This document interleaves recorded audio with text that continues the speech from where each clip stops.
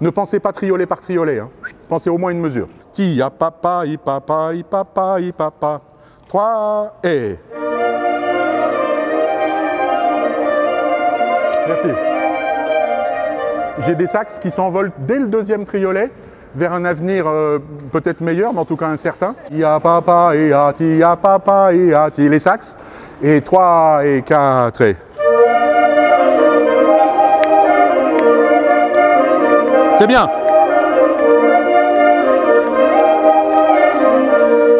Et on est content quand on est arrivé. On essaye de le faire au tempo. Tia papa, tia papa, tia tata. Ne pensez pas trioler par trioler, hein. Je ne me rends pas compte en fait que je coordonne des harmonies différentes.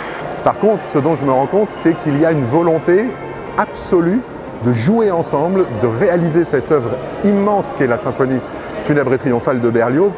Et moi, c'est vraiment tout ce que j'entends. C'est ce ressenti-là que j'ai. Ces gens-là ont une envie folle de faire la plus belle musique qui soit.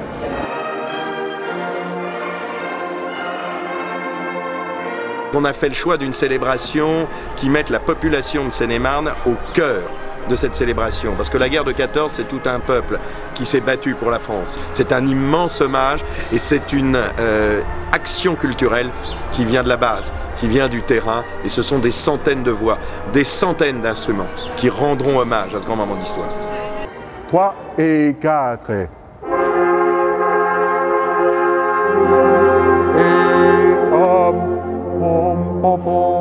Là, c'est le partage de la musique, quoi. Voilà, c'est la musique qui nous rassemble et on partage quelque chose, c'est sûr. J'en ai profité pour amener ma fille, voilà, qui elle aussi commence au tuba. Tout à fait, voilà, on est un peu en famille et donc c'est vraiment un partage d'expérience. En tout cas, je tiens à vous féliciter. D'une part, merci de vous investir autant dans le projet, bien sûr. On a toujours un temps de chauffe qui est ce qu'il est, parce qu'il faut se mettre en route. Et il faut le mentionner. Bravo, bravo.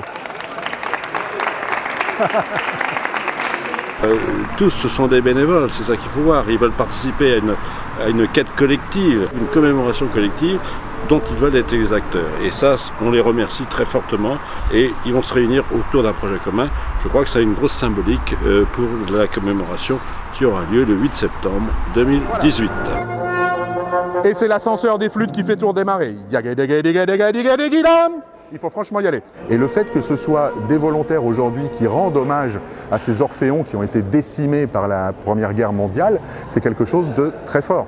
Ils ne sont pas obligés de le faire, ils le font parce qu'ils trouvent ça magnifique, ils trouvent que le projet mérite d'être défendu et qu'ils y mettent le maximum d'eux-mêmes.